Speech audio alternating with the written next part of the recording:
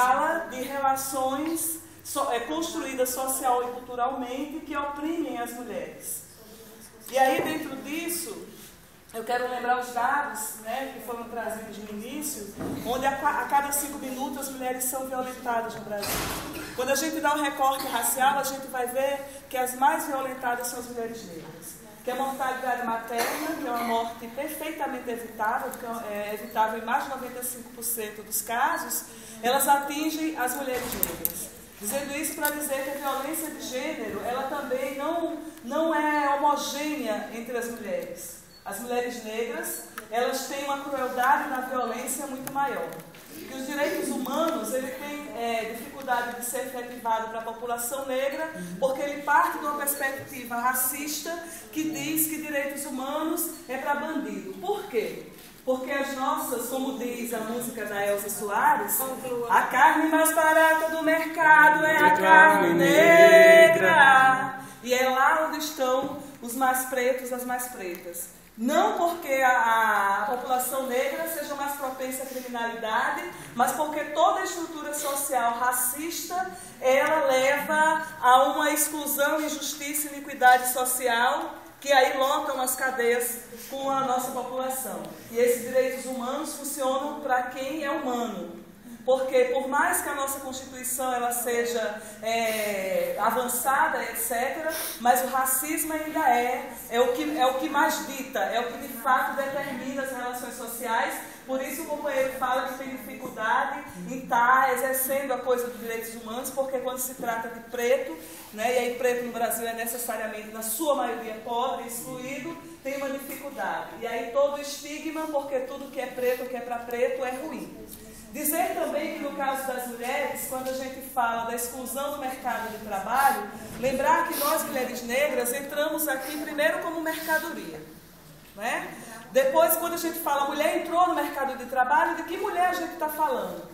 Porque a gente já veio sequestrada, né? O estupro para nós, ele tem uma conotação até hoje diferenciada, porque nós sempre fomos estupradas e o Estado brasileiro até normatizava isso. Porque enquanto mulheres escravizadas, o nosso dono, a nossa dona, tinha direito de bater, de estuprar, né? Enfim. E isso determina as relações e determina a violência do racismo que nos toca. Quando a companheira traz a questão da tripla jornada de trabalho que hoje a mulher tem na sociedade, ela também está falando especificamente da mulher branca. Porque enquanto mulher negra, nós entramos para sermos estupradas, né, nesse país, nós entramos para trabalhar duramente nas lavouras de cana, de café, para servir aos senhores e ainda levar a culpa porque nós somos as tentadoras, né? Tem algumas literaturas, inclusive, que falam, né, da tentação da mulher negra sobre o Senhor, quer dizer, a vítima se torna culpada, e isso até hoje aparece nos dados. Os nossos filhos não eram nossos filhos, não eram direitos nossos, porque os filhos eram produtos e bens dos donos. Então hoje isso também continua sendo, porque a mulher branca, ela tem, é verdade, né, tem uma iniquidade, tem um peso na sociedade, porque aí ela vira a mulher, a mãe, a estudante, a trabalhadora e tal, e que isso é foda no nosso país, mas para nós mulheres negras o lugar é muito pior.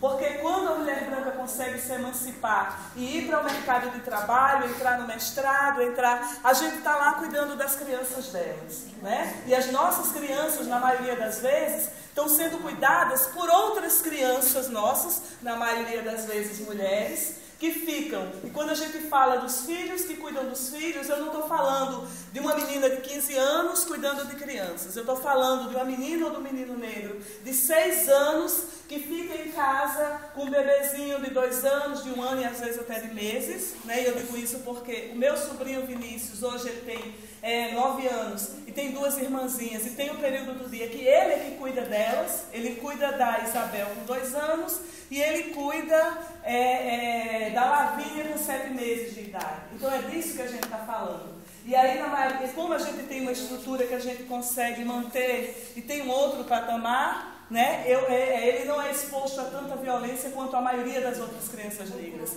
Mas, na sua maioria, as crianças ficam na rua, entram em contato com a violência e aí entram na criminalidade ou entram na dependência química, estão nos sinais pedindo, e esse Brasil hipócrita, racista, machista, homofóbico, lesbofóbico e etc., né, ainda condena. Né? O que está fazendo na rua? Por que não vai para a escola? Você não tem mãe não, menino? Vai estudar. De que criança você está falando? Aonde você pensa que está? Olha para a tua história. Né? E aí a educação popular precisa discutir isso, né? Precisa tocar na ferida do racismo e sair da hipocrisia do discurso vazio da democracia racial. Esse país, ele não é democrático, porque quando querem nos excluir, sabem bem que somos negros e negras.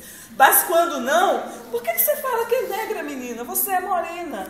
Se você der uma chapinha no cabelo, então você vai passar por branca em qualquer lugar. Eu não quero passar por branca, porque o meu passado branco, me desculpe, os companheiros, mas me envergonha, me entristece.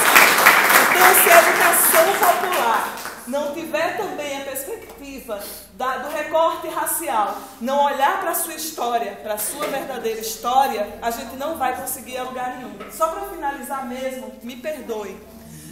Outro dia eu estava numa mesa com a companheira do Ministério da Saúde, inclusive, que é muito sensível e inclusive muito progressista e assim envolvida mesmo com a causa.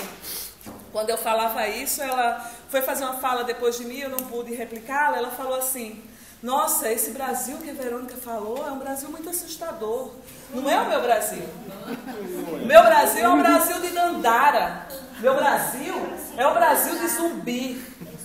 Aí eu olhei para ela e pensei, pois é, um Brasil que escravizou Zumbi, que caçou Zumbi, como a gente condena quando caça outros animais de outras espécies, que escravizou a princesa, a bela princesa Anastácia, que veio para esse país numa condição de escravizada, foi morta, estuprada, e que até hoje os seus descendentes não foram reparados. Esse Brasil tem uma dívida muito grande com reparação e que não vai ser reparada nunca, né? E as iniquidades, enquanto a gente tiver no discurso vazio, em que todos e todas são iguais, porque a Constituição diz, mas que a prática diz outra coisa, a gente não vai para lugar nenhum.